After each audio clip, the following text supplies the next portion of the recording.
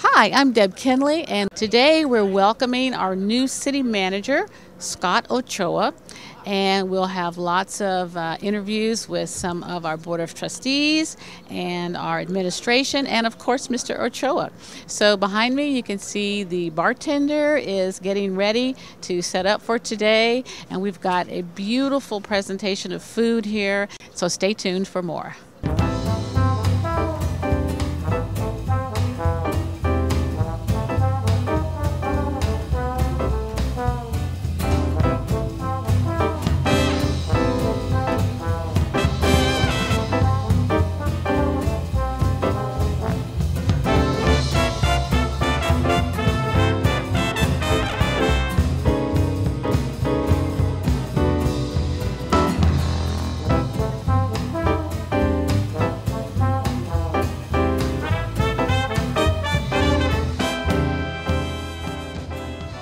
He's everywhere in the community. He even came to a board meeting like last month. I don't think we've ever had a city manager since I've been here show up at a board meeting. So his desire and his willingness to support the community college system, and quite frankly, his commitment to schedule time out of his schedule to come here to meet with everybody is wonderful, and we certainly appreciate it. I just want to give you a little bit of a background. I wish I knew Scott better. And I'm sure we'll get to know each other better as time progresses, because I'm sure there's lots of stories I could share that I don't know yet. Those stories are all locked away. Yeah, well, I'm unlocking them, and I'll tell you how. But let me just tell you a little bit about Scott. He began working in the city of Monrovia as an intern in 1993 while he was a senior at Claremont. After graduating with a Bachelor of Arts in Government in 1993, he earned a full-time position with the city. He continued to work with Monrovia during the day while pursuing a master's degree at USC School of Public Administration in the evening. And in 1996, he earned his MPA with an emphasis in public sector entrepreneurship. By '99, he continued to rise through the organization and was appointed as the assistant city manager, working directly under the city manager, Don Hopper. He was directly responsible for a wide variety of areas of administration, ranging from public information and community outreach to working on economic development for Old Town Monrovia. In 2003, his duties expanded to include those of Assistant Executive Director of the Monrovia Redevelopment Agency, much of what we've been dealing with in Glendale. I'm sure this is familiar. Helping lead the community's redevelopment efforts and administering an $18.8 million budget. When Hopper announced his retirement in 2003, the City Council launched an extensive national search for his replacement, and in March of 2004, Scott was appointed as the Monrovia City Council as their new city manager. As city manager, he was responsible for the day-to-day operations of the city under the general direction of the City Council, and during his tenure, he continued its aggressive economic development program, worked to balance out quality of life issues with fiscal constraints and development pressure. He restructured the organization to meet challenges of rapidly changing exceptional customer service, values-based management, and precision execution. Scott, I would like to welcome you. I'd also like to thank our board members for being here. Anita Gabriellian, our president, is out this week, but our vice president, Dr. Armine Hakopian, our clerk, Ann Ransford, and members, Dr. Vahe Perumian and Tony Tartaglia. I know you know them as well, but they're also here to support you and welcome you to Glendale Community College. I actually have some connections in Monrovia, and I did contact through them your Human Services Department, but you have sealed some of their records. So I will have more to tell you on Scott as time unfolds, because I've been promised great stories. With no further ado, let me introduce Scott Ochoa, our new city manager. Thank you all very much for being here, for the very warm welcome. Thank you, Dr. Lindsay, for inviting me. I have to say this is the nicest welcome reception I've had in the last 60 days. However, I got to do something about that bio.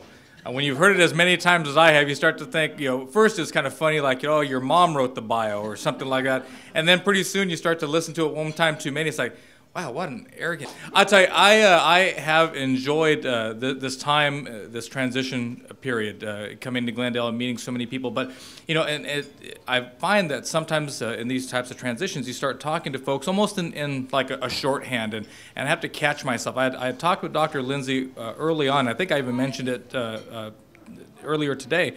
You know that you know, community colleges mean a great deal to me. And you know, without context, that sounds like a pandering kind of throwaway line in a group like this. But I did want to just share with you that for me, there actually is a personal connection to the process and to what you all do to make this a very special place, because it means something to me.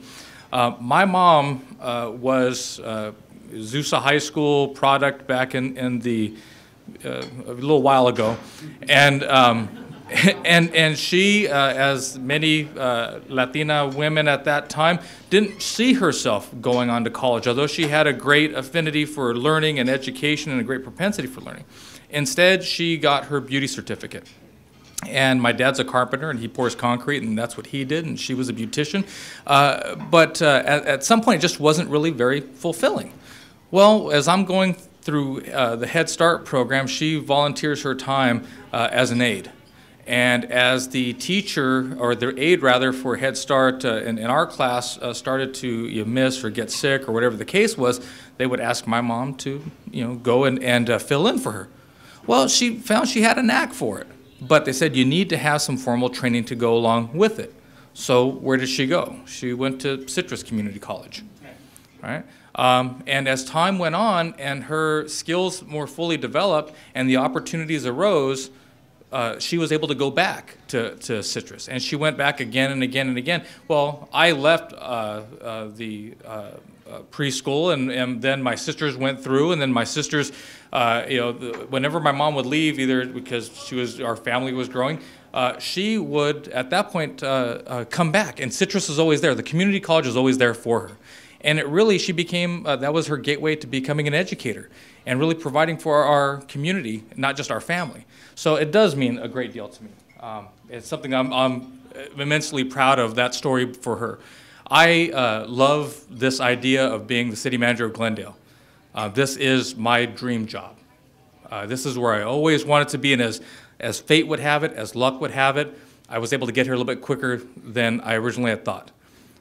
But I can assure you that I am not going to surrender the opportunity and the privilege of serving this community without a fight. I will guard it jealously, because this is an amazing community filled with amazing people. It's a wonderful organization. We have so much going for us. You heard about values-based management, you heard about precision execution, and you heard about exceptional customer service. To me, exceptional customer service is just simply having a degree of empathy on the other side of the counter, whether it's for somebody coming in to pull a permit, or it's dealing with my partner, my counterpart, Dr. Lindsay.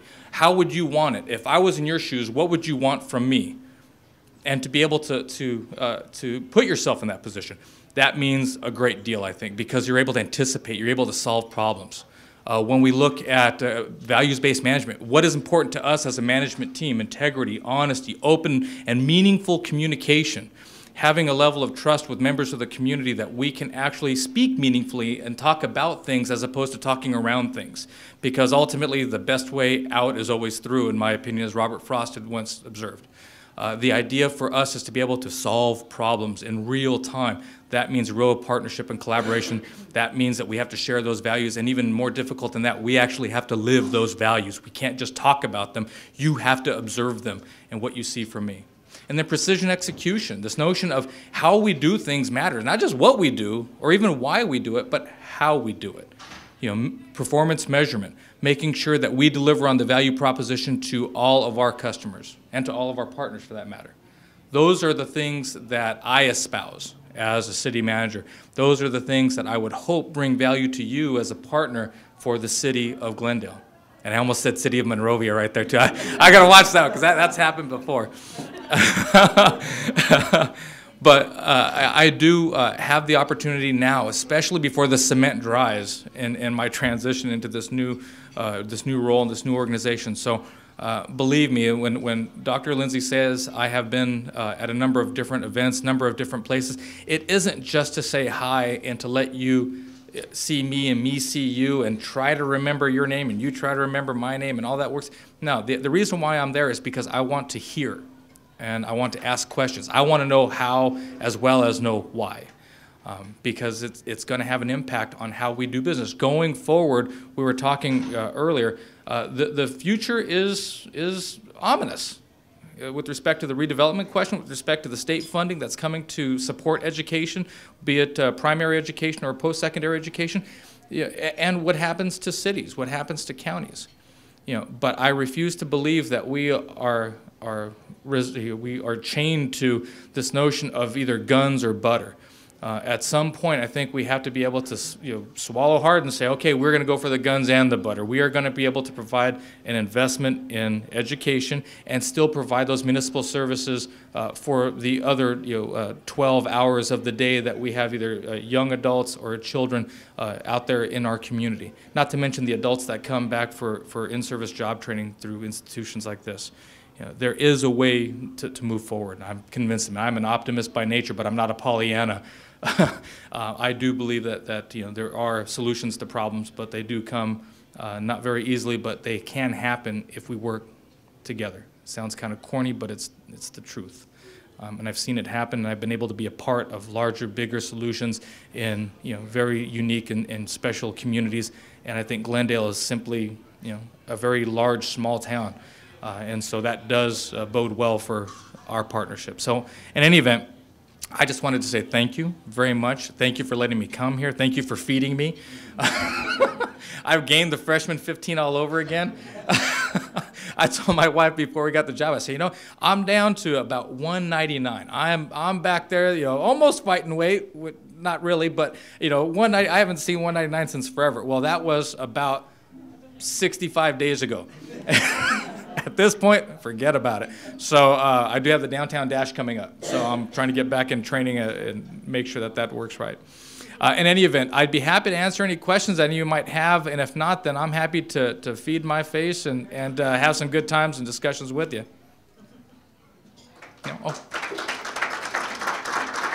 Sorry, I didn't do the perfunctory prompt, the applause. Stick the landing, right? No.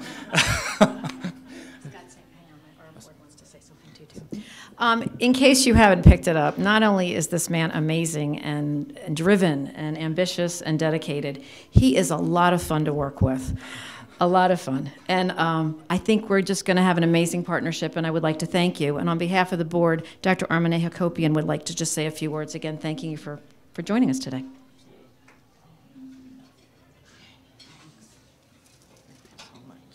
Hello, everyone. I hope you're enjoying your delicious food prepared by our Culinary Arts. I want to tell you that I have known about this man for the last, 20 years, I'd say, through my family in Monrovia, Kalamkarians. Oh, really? That's right. You know that. Yes, I just have, know this. Oh, yes. And his fame has preceded him. Wait until I tell Paul, he forgot all about him. But anyway, I was delighted to have heard that he was going to be our city manager. We have some fantastic board members, Mr. Tony Tartaglia, Dr. Vahe Perumian, Mrs. Ann Ransford, and our board president, Anita Gabrielian, is not able to be here. But we want to make sure to let you know that we will never let your cement dry. We'll try to keep you on wet cement so that you're always running and on your toes. And honestly, we at GCC are looking for better partnerships with the city. And we want the city to recognize the outstanding work our faculty, staff, and our students are doing. We have some excellent programs. We have some outstanding students who really achieve heights in athletics, in speech, and in variety of areas. So come back and visit us, and we'll make the arrangements with Dr. Lindsay.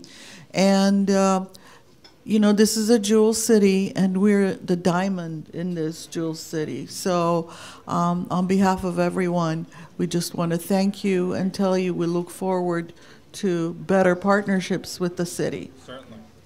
Thank you so much.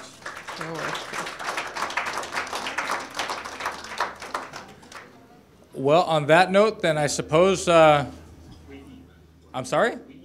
We eat, yes, we will eat. Thank you again very much for having me. I appreciate it. Thank you. So we're here today with Dr. Armine Hakopian of the Board of Trustees with Glendale Community College, and Ann Ransford, also of the Board of Trustees. So welcome today, and we are welcoming our new city manager, Scott Ochoa. So what kind of day have you had so far? It's been great, and it's been wonderful to meet Scott. He has such wonderful, personable skills. I really admire his, watching him ask people questions and wondering what they're, what's going on with them. And I can tell he's going to be a wonderful asset to this community, and we are going to have a better everyday relationship with the city, and it's going to be wonderful. Very good. And how's your day going so far, Dr. Hakopian? It's great, and talking to Scott, you really understand that he is a leader with service in mind.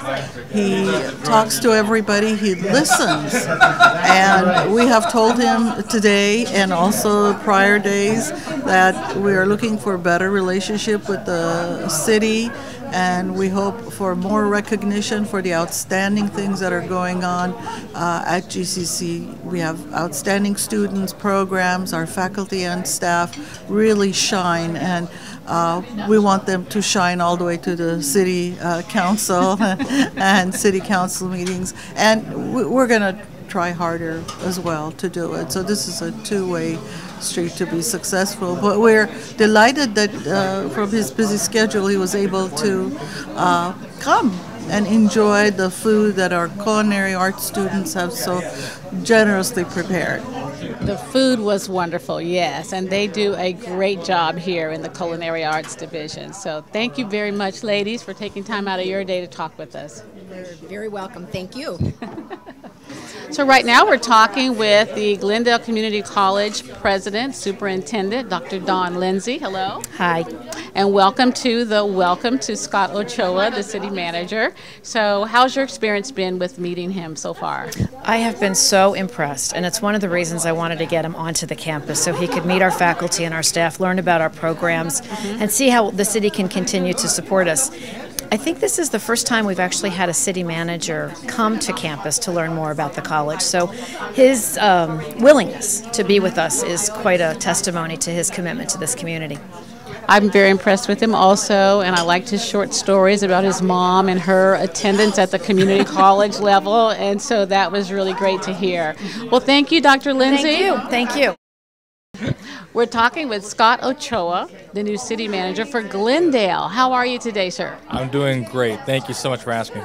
Thank you so much for coming to our welcome here at Glendale Community College. And I heard you say a few words about value-based management. Can you tell us a little bit more about that? Surely. That's a focus on kind of my management philosophy. And what that basically means is that as a management group, all the different department directors and even the city council are able to identify and articulate specific values that mean something to how we do our business, how we conduct the public's business, how we hold the public's trust. Paramount there is going to be integrity, honesty, meaningful communication, mutual respect, all these things that are healthy for an organization and a community. And the test is to make sure that everything we do and everything we say reflects what those values are. I mean, we have to walk the walk and basically take those values, put them up on the wall, and be accountable to them.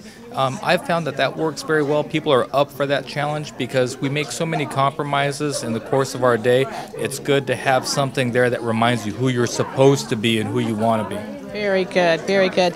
I heard earlier you mentioned about your mom being a community college student. Absolutely. So how is she doing today? She's doing fabulous. I just spoke to her this morning. I said, Mom, I'm going to be talking about you. Your ears are going to be burning. And of course, She's so funny. She is a very humble and modest person, but she's also very proud of the things at the same time that she was able to accomplish going back to school from being an aide in the Head Start program when I was going through Head Start to going back to community college whenever and however she possibly could.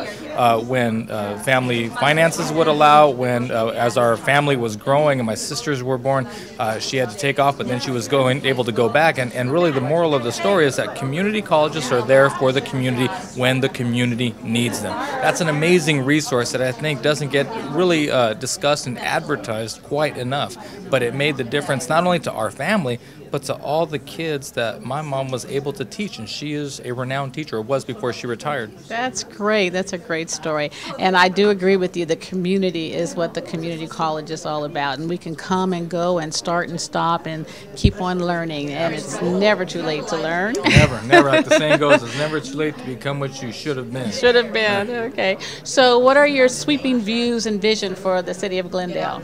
Well, I think the first thing we're going to have to focus on is this notion of fiscal responsibility. The existing city council and previous administration have done a great job making sure that we have a strong handle on the city's finances, but going forward, the threats from the state of California, as well as from the general recessionary economy, the lackluster recovery that we're experiencing, dictate that we have to confront those brutal facts of really what impacts our business. So we look at all of the structural elements of our budget and take stock of those and make sure that we are structurally balanced. That is a work in progress. That has to happen over 3 to 5 years. At the same time, we'll be looking at making sure that we preserve the character and the quality of life of Glendale, looking at economic development, because at this point, especially in California, if we're going to grow new revenues, it's going to come through aggressive economic development, not through raising taxes, assessments, and other things. It just doesn't work that way in this particular state. We'll also look at precision execution, something we talked about earlier in terms of how we do what we do. And we'll also look at engaging the community. If we're able to combine all of those different elements into one cohesive strategy for Glendale, then I think and truly believe that we'll have really the recipe for success that'll take us from this decade well into the next and even beyond. Sounds like a wonderful plan. I wish you lots of success, Thank sir. you so much. And I look forward to working with you over the next few years. Me too. All right. Absolutely. Thank you very much. Thank you. All right.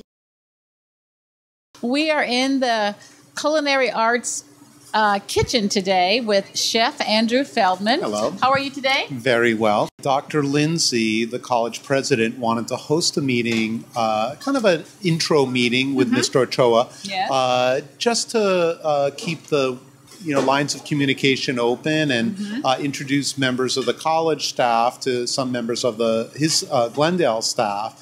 And so we did a buffet with my students who are now busy cleaning things up.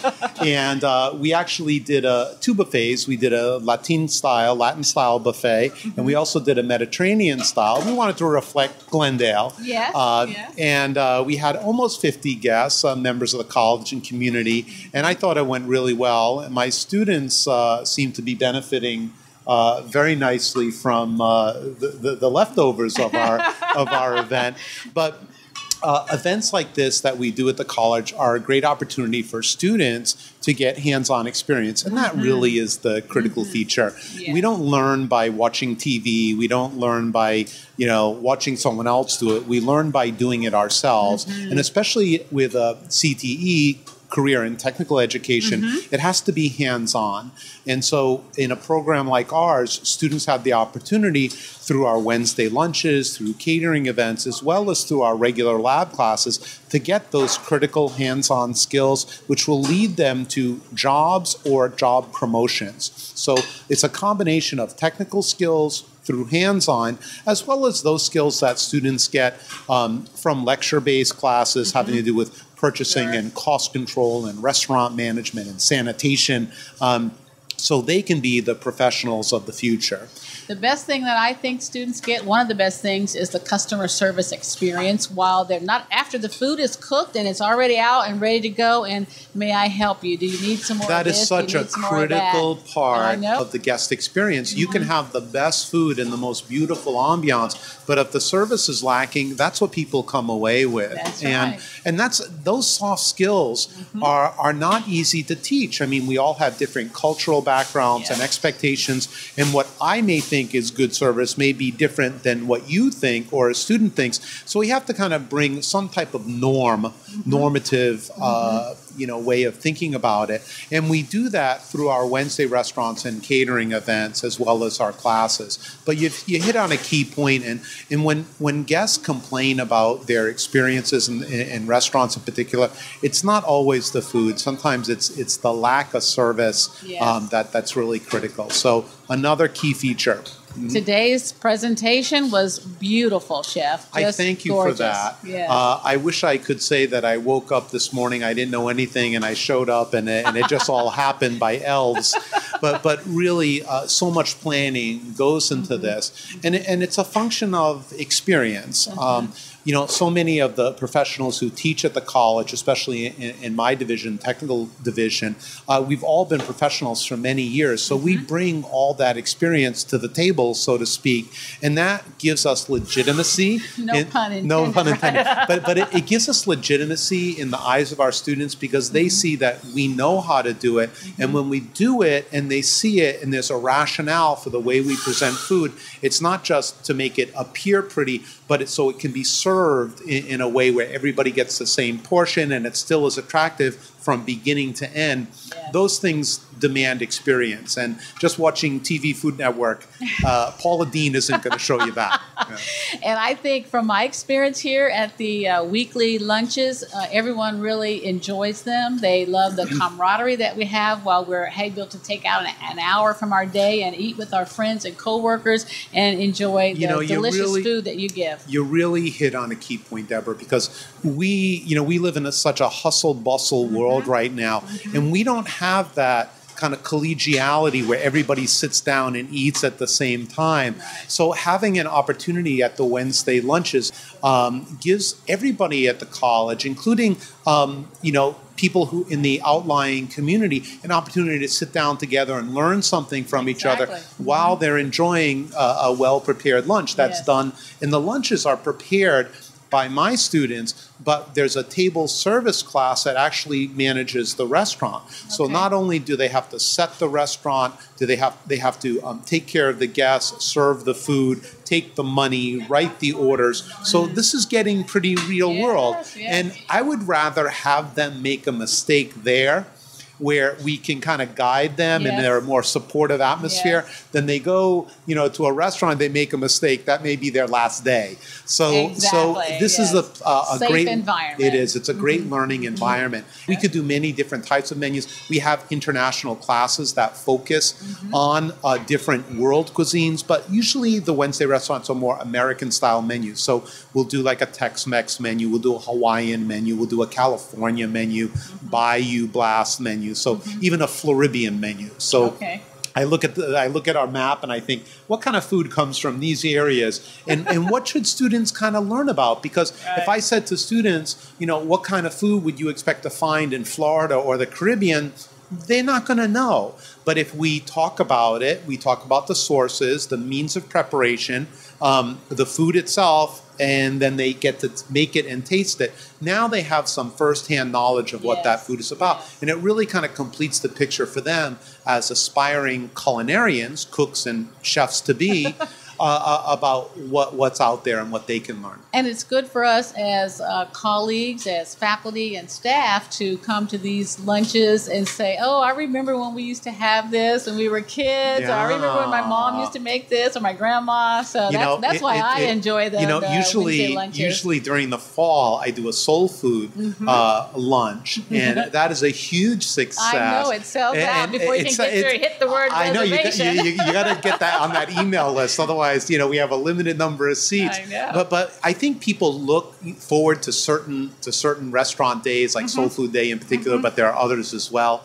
And they know they're going to see their colleagues there, so they can make a date. Yeah. And it is a great opportunity to spend an hour just, you know, even though you're at school, you don't have to talk about school-related stuff. We live in a big, wide world. Right. Even though students think we don't have a life outside of school, we actually all do. And it's an opportunity to learn something about ourselves and our colleagues that we may not otherwise be able to do. Exactly. Yeah, it's a great opportunity. Thank you, Chef, for taking time out You're to speak welcome. with us today. It's my pleasure. I'm happy to talk pleasure. about my program. Thank and you I'm so going to much. invite you to come, you, Deborah, and you and I are going to make something together, and, All right. and we're going to develop your culinary skills too. Very good. I'll I'm look sure my forward to family that. will appreciate I bet that. they will. Okay, thank you. Thanks so much. Okay. Thank you for tuning in today as we welcomed our new city manager, Scott Ochoa, and we'll see you next time on Gateways to Glendale College.